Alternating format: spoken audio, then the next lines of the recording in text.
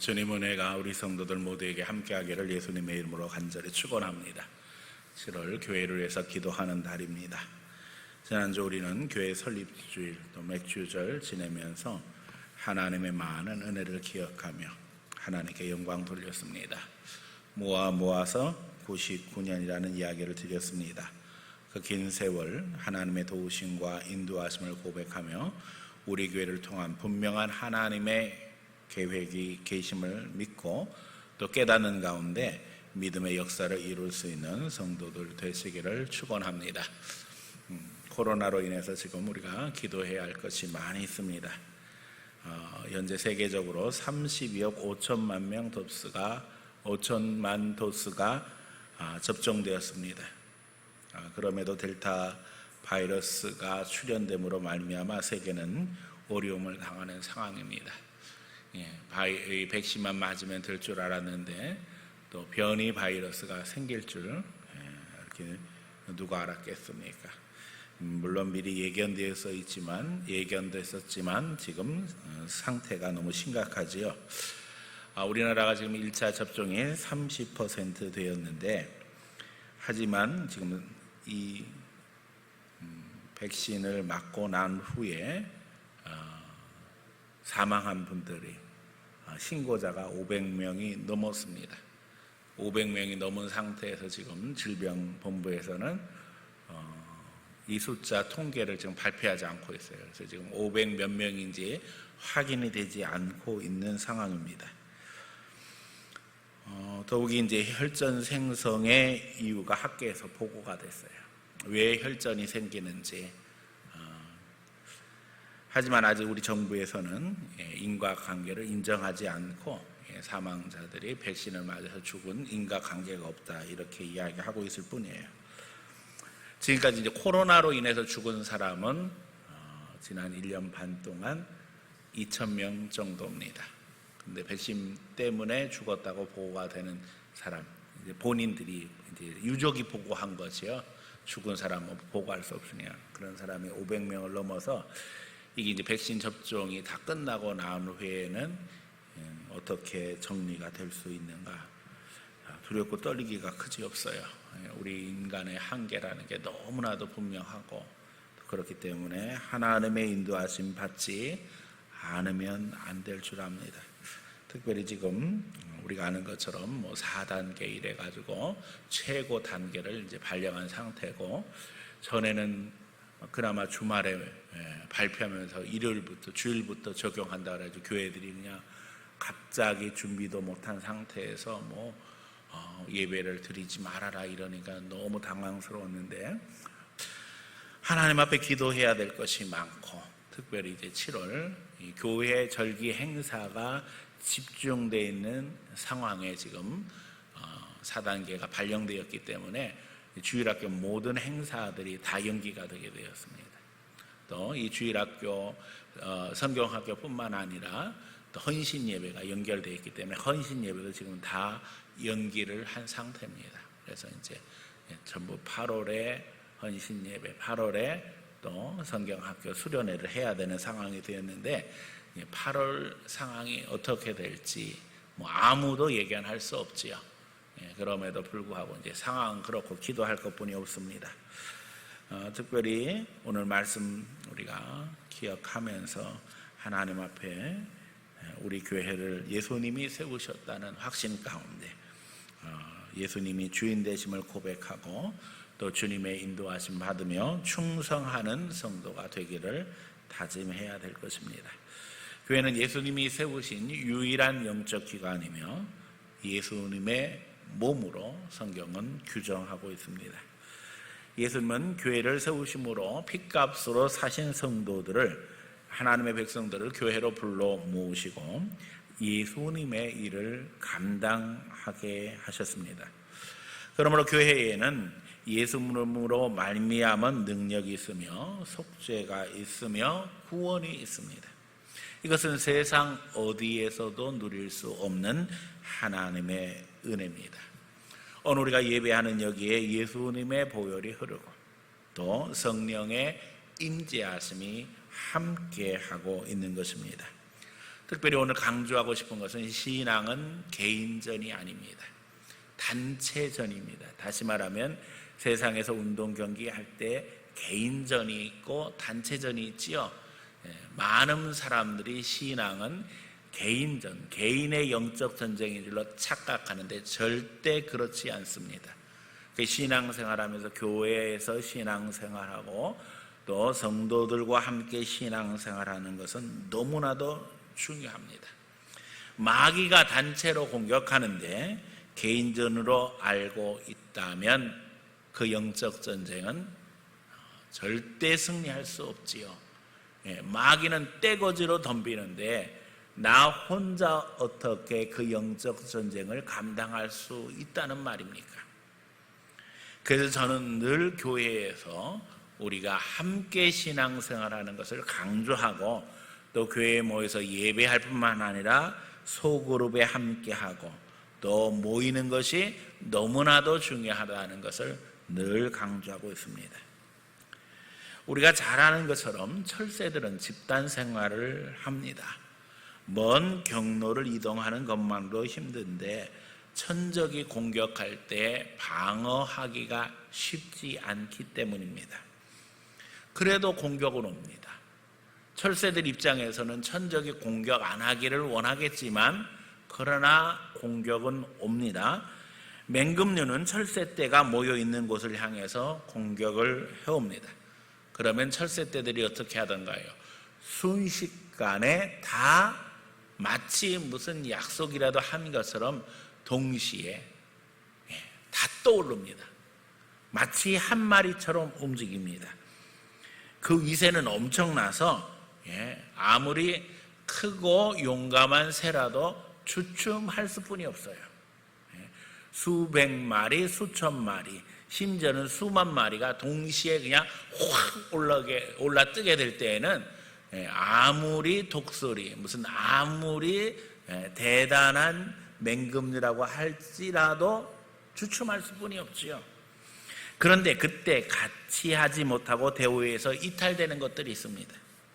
그러면 곧 표적이 되고 먹잇감이 되고 맙니다. 신앙도 이와 같다는 것입니다. 교회 중심으로 들어와야만 합니다. 변두리에 있으면 마귀의 공격감 되기 쉽다는 거예요. 예배를 드리면서도 하나님 앞에 온전한 예물이 되어야지 구경꾼이 되면 안 된다는 것입니다. 예배는 유튜브를 통해서 공개될 수도 있지만 사실 기도 제목은 다 오픈되지 않습니다. 거기에 비밀이 있습니다. 오늘 본문에도 신앙은 비밀이에요. 예수님께서 예수님이 메시아 되시는 것을 사람들에게 다 이야기하지 말라고 하시잖아요. 왜냐하면 거기에는 오해가 있고 거기에는 그래서 여러 가지 도전이 있기 때문에 그래요. 신앙도 이와 같아요. 기도하고 인도하심 받는 가운데 놀라운 응답을 체험하고 역동적인 신앙생활하고 성령님과 동행하는 체험을 하는 것은 말로 되어지는 게 아니라는 거예요. 하나님 앞에 깊은 은혜 속에 들어갈 수 있는 성도들 되시기를 축원합니다. 열심 낼 때 성장이 있고 또 채우시는 역사를 누리게 된다는 것입니다. 예수님이 세우신 교회에 대해서 바로 알고 이제 교회의 지체로서 협력하며 공격하는 마귀 있기를 바라며 오늘 말씀 증거합니다. 이 말씀 증거할 때에 주님의 은혜가 우리 모두에게 임하기를 예수님 이름으로 간절히 축원합니다. 첫 번째, 교회는 바른 신앙 위에 세워져야 한다는 것입니다. 우리가 잘 아는 마태복음 16장 16절 주는 그리스도시요 살아계신 하나님의 아들입니다 라는 베드로의 고백은 바로 우리의 신앙 고백이 되어야만 합니다. 당시 사람들이 예수님에 대해서 이러저러한 이야기를 많이 했습니다. 어떤 이는 예수님이 선지자다, 어떤 이는 예수님이 죽었다가 살아난 세례 요한이다, 어떤 사람은 마지막 때에 오기라고 한 엘리야다, 별별 소리를 다 하고 있었습니다. 그때 예수님께서 제자들에게 질문하십니다. 너희는 나를 누구라고 하느냐? 이 질문은 오늘 우리를 향한 질문이기도 합니다. 오늘 예배를 드리고 있는 우리에게도 예수님은 질문하고 계십니다. 너에게 나는 어떤 존재냐? 예수님은 어떤 존재냐? 질문하고 계시는 거지요. 오늘 베드로가 고백한 것처럼 우리도 고백하기 원합니다. 주는 그리스도시요 살아계신 하나님의 아들입니다. 예수님은 이 반석 위에 내 교회를 세우신다 하셨어요. 이 반석은 바로 바른 신앙 고백입니다. 예수님을 주로 고백하고 또 하나님의 아들로 고백하는 그 신앙 위에 교회가 세워진다는 것입니다. 이 신앙은 바른 신앙 고백을 이야기함을 잊어버리지 말아야만 합니다. 가톨릭 교회는 자꾸 이 반석을 베드로로 해석하기로 합니다. 반석은 페트라지요, 베드로가 아닙니다. 여기서 이 반석은 베드로 개인을 이야기하는 것이 아니라 베드로의 신앙 고백을 이야기하는 겁니다. 결국 교회의 가치는 그 교회가 바른 진리 가운데 세워져 있느냐, 이것이 제일 중요하다는 것입니다. 오늘 우리 교회의 신앙 고백은 어떠하며 성도 한 사람 한 사람의 신앙 고백은 어떠합니까? 예수님이 누구신가에 대한 바른 고백이 교회의 기초가 되며 바른 신앙 위에 세워져 있을 때에 음부의 권세가 이기지 못한다는 것을 기억해야 할 것입니다. 여기 예수님을 주로 고백하는 것은 예수님께서 우리 인생의 주인이 되신다는 것을 인정하는 것이기에 주님께 우리 인생을 다 드린다는 고백이 포함되어 있고, 그러기에 주님은 주인이시고 우리는 종입니다 라고 고백하는 내용이 함께 있어서 주님의 뜻대로 순종해야 한다는 것입니다. 오늘 21세기 교회들은 기로에 서 있습니다. 예수님의 말씀에 순종할 것인가, 아니면 세상의 말을 따라 세상의 방법대로 우리가 살아갈 것인가. 늘 제가 이야기하지만 영적으로 중립지대는 없습니다. 하나님께 속하지 아니하면 마귀에게 속할 수뿐이 없는 것이 인생의 한계이며 현실입니다. 그러므로 우리는 늘 항상 주님께 여쭤보고 주님의 뜻을 따라야 합니다. 이것은 교회 사역뿐만 아니라 모든 영역에 다 해당됩니다. 그래서 성경은 무엇을 하든지 다 하나님의 영광을 위해서 해야 한다고 말씀하고 있습니다. 신앙은 관념적인 것이 아닙니다. 다시 말하면 머릿속에서만 존재하는 게 아닙니다. 신앙은 실천적인 것입니다. 이제 신앙은 지성의 시대를 거쳐서 감성의 시대를 지났고 실천의 시대를 우리에게 요구하고 있습니다. 옥하는 목사님이 제자 훈련을 함으로써 평신도를 깨운다고 그래서 어떻게 생각하면 한국의 그리스도인들을 지성의 신앙으로 이끌었지요. 그런데 그러다 보니까 머리만 커지고 사람들이 아는 것은 많은데 감동과 실천은 적어졌습니다. 그 위에 한국교회에 찬양의 바람이 불었어요. 그래서 하나님을 찬양하면서 감성의 시대가 열렸어요. 지성의 시대, 감성의 시대를 지나서 지금 우리는 어디에 있는가?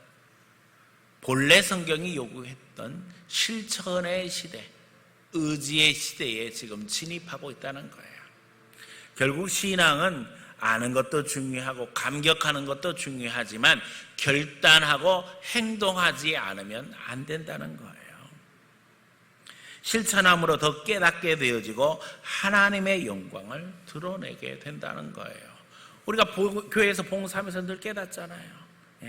하나님이 도와주신다는 거, 하나님이 나를 통해서 역사하신다는 거, 내가 하나님과 동행하고 있다는 것을 우리가 실천할 때 깨닫게 되어진다는 거예요. 그래서 저는 정치, 경제, 문화, 외교, 안보, 국방, 교육 모든 영역이 주님의 나라임을 고백하며 주님의 의가 이 땅에 세워지기를 기도하고 있습니다. 세상에서 재정분리라고 이야기해서 종교와 정치는 분리되어야 한다 요구하지만 우리 그리스도인들은 거기에 속아 넘어가서는 안 된다는 것입니다. 교회는 정치에 간섭하지 말라고 말하면서 정치는 교회 사역에 간섭합니다. 우리가 아는 것처럼 온갖 것에 다 간섭하고 있지요. 심지어는 이제 예배에 대한 이야기들도 정부에서 이것저것 많이 이야기하잖아요. 애초부터 재정 분리는 특별히 한국에서 그 시작은 일제였다는 것을 기억해야만 합니다. 그러면 자기들이 독재하기 쉬우니까 그런 말 하는 겁니다. 이게 다 마귀 전략이지요. 기독교인의 전통은 종교개혁 이후에 예수의 주되심을 고백하며 우리의 신앙을 정치의 영역을 포함하는 전 영역, 삶의 전 영역으로 확대시켜 나가는 것이 목표였습니다. 그래서 민주주의가 세워진 것이고 자본주의가 완성된 겁니다. 기독교 정당을 만들어서 의회를 장악하기도 하고 목사가 총리가 되어 나라를 이끌기도 했던 것이 우리 기독교 역사입니다. 이게 개혁주의 신앙입니다. 그래서 지금도 많은 나라를 보면 기독교 역사를 가지고 있는 나라를 보면 아예 정당 이름이 기독교입니다. 기독교 민주당, 아예 기독당 이런 국가들이 많이 있고 지금도 그런 정당들이 여당이 되어서 나라를 이끌고 있는 나라들이 여럿 있습니다.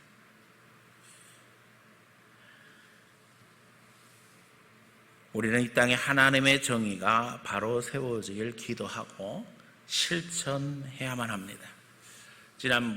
지난주 며칠 전입니다. 평등법을 놓고 관내의 국회의원과 목사님들이 대화를 나누는 시간이 있었습니다. 말이 평등법이지 사실은 이건 강단 탄압법입니다. 아니 법의 제목이 평등법인데 그 평등법이라는 법을 반대한다는 게 상식적입니까?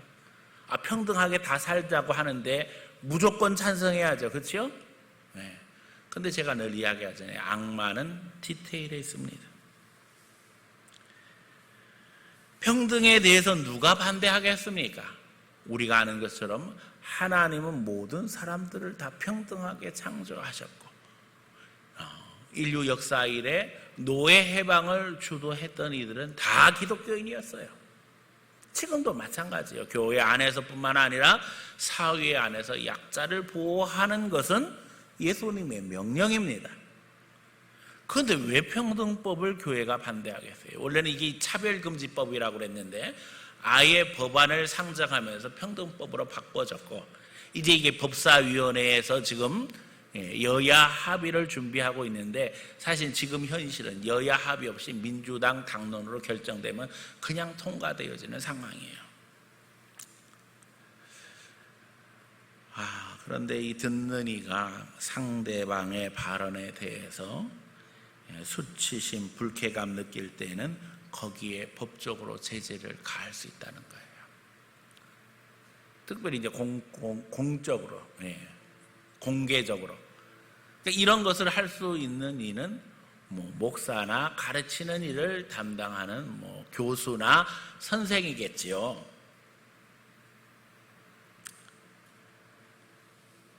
법적 문제를 제기할 때 제기하는 이의 비용을 또 국가에서 부담하도록 법으로 정해놨어요. 이 법의 내용은. 그러니까 목사가 이야기하는 것에 대해서 불쾌감이나 수치감을 느끼면 거기에 대해서 고소 고발하고 법적으로 다 법원에다가 재판 신청할 수 있는데 그러면 재판 비용을 누가 내느냐? 그 고소한 사람의 비용은 국가가 내고 고소를 당한 사람의 비용은 자기가 내는 거예요. 심지어는 차별받는다고 생각하는 이들을 우대하는 것은 차별이 아니다라고 명시가 되어 있어요. 희한하죠. 차별을 금지하기 위해서 법을 만들자고 하는데 우대 조항이 있어요. 그러니까 차별받는다고 생각하는 사람은 우대해 주어야 된다는 거예요. 그것도 희한한 법이죠. 그 법이 향하는 것이 무엇인가 생각해 보면 이미 그 법이 제정되어지고 또 집행되어지고 있는 나라들의 현실을 생각해 보면 분명히 알 수 있습니다. 결국에는 이것이 교회를 옥죄이는 것이었어요. 교회는 진리와 비진리에 대해서 이야기해야 되고, 사실은 진리를 이야기할 때 모든 사람의 마음이 다 편한 건 아닙니다. 죄를 이야기할 때 사람들의 마음이 편한 건 아닙니다. 마음이 불편하더라도 우리가 그 말씀 들으면서 회개하고 우리의 잘못된 것을 바로 잡아서 하나님이 원하시는 삶을 살고자 하는 것이 사람의 도리지요. 근데 오늘 우리 시대는 우리가 아는 것처럼 성경적인 진리는 왜곡되어지고, 의가 다른 게 아니에요. 법이 다른 게 아니에요. 그냥 국회에서 방망이 두드리고 통과되면 그게 법이에요. 그리고 그거 지키는 게 의가 되었어요. 우리는 성경을 통해 하나님이 말씀하시는 의가 세상에 세워지길 기도해야만 합니다. 이 평등법 뒤에는 벌금 조항이 있어요. 한 번 걸리면 500만 원, 그 다음에 재범되면 1000만 원, 그리고는 2000만 원. 그러니까 최소한 벌금이 500만 원이에요. 분별력 없는 이들은 다 속게 될 겁니다. 법 이름이 평등법인데요. 그렇잖아요. 평등하게 살고자 한다고 하는데 그거 반대할 사람이 어디 있겠어요. 법안이 상정될 때 많은 국회의원들이 그 내용을 제대로 알지 못하고 분위기에 휩쓸리고 이게 통과된다면 심각하죠. 그러니까 잘못된 것을 잘못됐다고 이야기할 수 있도록 보장해 줘야 되는데, 이 평등법이 통과된 모든 나라에서 이 법이 잘못되었다는 것을 이야기하는 것 자체가 불법이 되기 때문에, 이 법이 통과되고 나면 이 법을 반대하는 사람은 이야기하는 순간 벌금을 물어야 되기 때문에 이런 말은 절대 앞으로 못한다는 거예요. 기가 막힌 일이죠. 그래서 심지어는 논문조차도 거의 안 나오고 있다는 거예요. 그러니까 목사님들이 하는 얘기가 다 그거예요. 어떤 법이 제정되거나 의견이 나왔을 때 그것을 반대할 수 있는 것도 어떻게 생각하면 민주사회에서 기본권인데 왜 그게 인정이 안 되는 법을 만들어서 사람을 옥죄이려고 하느냐. 특별히 타겟은 교회가 될 수뿐이 없는데, 진리를 말해야 되는 목사들의 입장에서는 결국 이거는 반대할 수뿐이 없는 거 아니냐고. 우리가 평등하거나 혹은 약자를 보호하는 걸 반대하는 게 아니다 라고 분명하게 이야기를 하고 전달했습니다. 그래서 감시하는 시민단체가 필요하고, 우리 대한민국 안에서도 성경적 진리를 이야기할 수 있는 기독교 정당이 절실한 상황이지요. 다 평등하게 살고 다 사랑하며 살자는데 우리가 왜 반대하겠습니까? 그걸 빌미로 교회를 혐오 집단으로 만들고 마치 교회가 기득권이나 지키기 위해 무조건 반대하는 것처럼 여론을 호도하고 있으니, 그런 자들이 하나님의 심판을 어떻게 면할 수 있겠어요? 우리가 하나님 편에 설 때 하나님은 우리를 도와주십니다. 그러게 오늘 예수님 뭐라고 말씀하셔요? 음부의 권세가 이기지 못한다. 지난주 말씀을 기억하시기 바랍니다. 하나님이 쉬지 못하시게 하라. 우리가 하나님의 편에 서서 일할 때 하나님이 우리를 도와주시는 것입니다. 두 번째, 교회는 천국 권세가 있습니다. 음부의 권세를 능가하는 권세는 바로 천국의 권세입니다. 오늘 본문에 보면 교회는 천국의 열쇠를 갖고 있다고 말씀하시지요.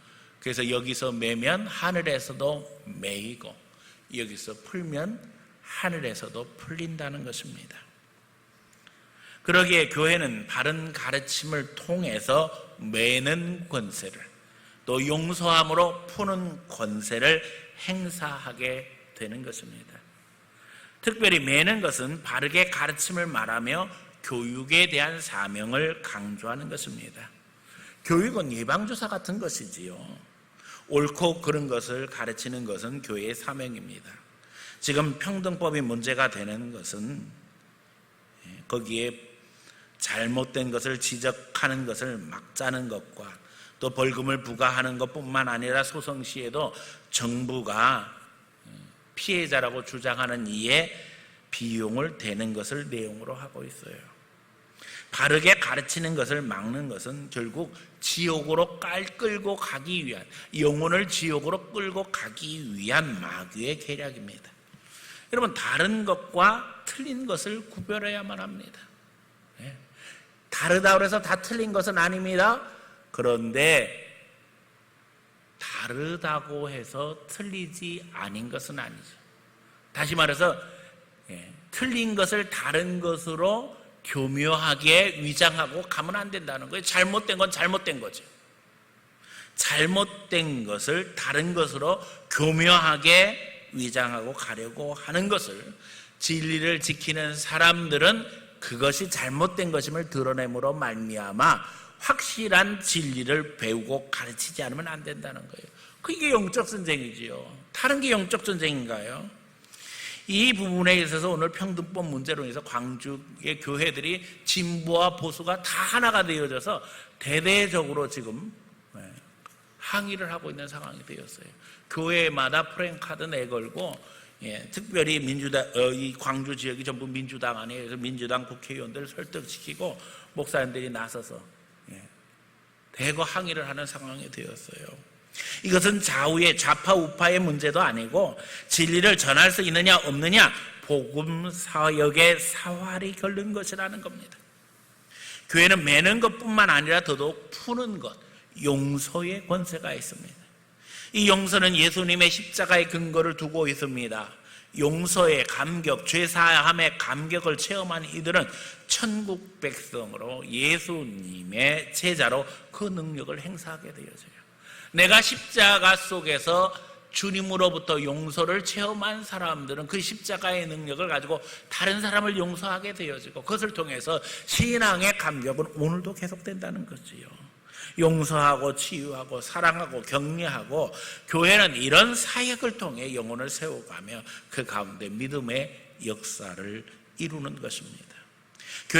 교회의 가치는 예수님이 우리에게 하신 것처럼 죄를 경계하고 멀리하되 죄인은 불쌍히 여김으로 하나님 앞에 돌이키게 하는 것입니다.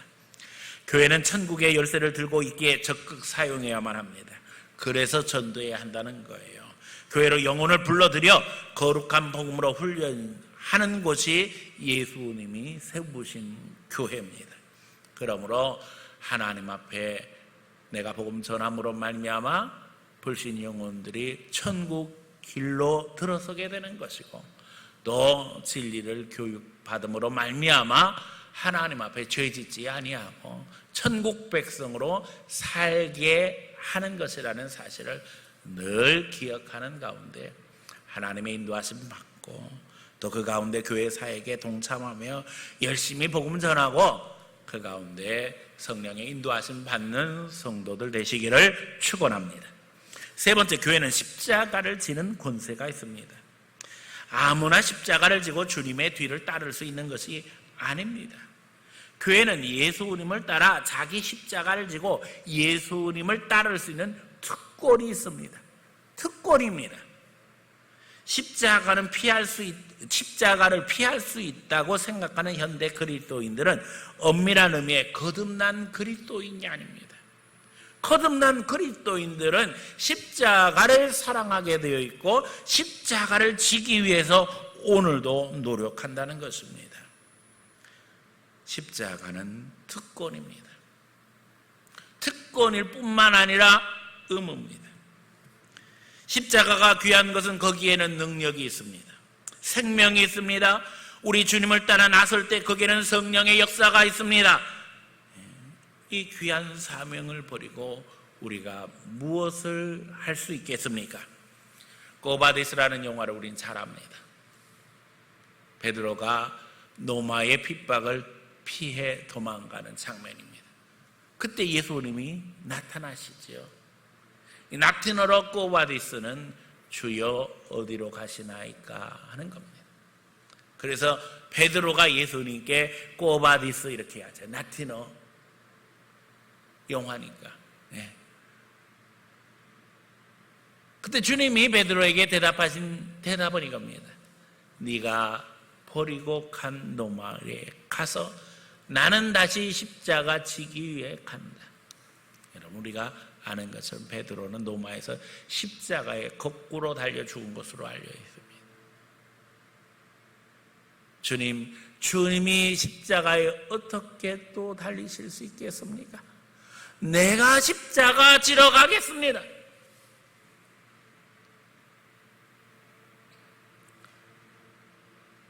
요한복음 마지막에 보면 예수님께서 베드로에게 3번이나 물어보시잖아요. 네가 나를 사랑하느냐?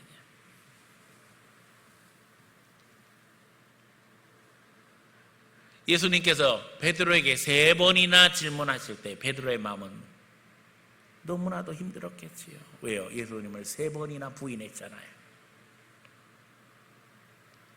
네가 나를 사랑하느냐? 그리고 그 마지막에는 지금은 네가 원하는 것으로 다녔으나 앞으로는 네가 그렇게 하지 못할 것이다.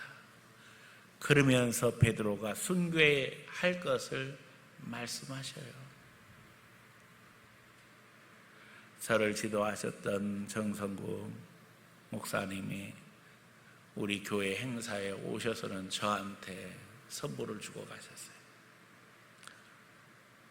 목양일념이라고 당신이 지은 시를 직접 쓰셔서, 그게 예수님께서 베드로에게 하셨던 네가 나를 사랑하느냐, 내 어린 양을 먹여라 하시는 그 말씀이에요. 예수님 사랑하면 성도 열심히 사랑하라고. 지금 그거를 표구를 해가지고 목양실에 가져다 놨어요. 보면서 늘 그 생각을 해요. 예수님 사랑하면 성도 사랑하고, 그래서 결국 베드로는 십자가에 거꾸로 달려 죽었는데 나는 어떻게 할 것인가?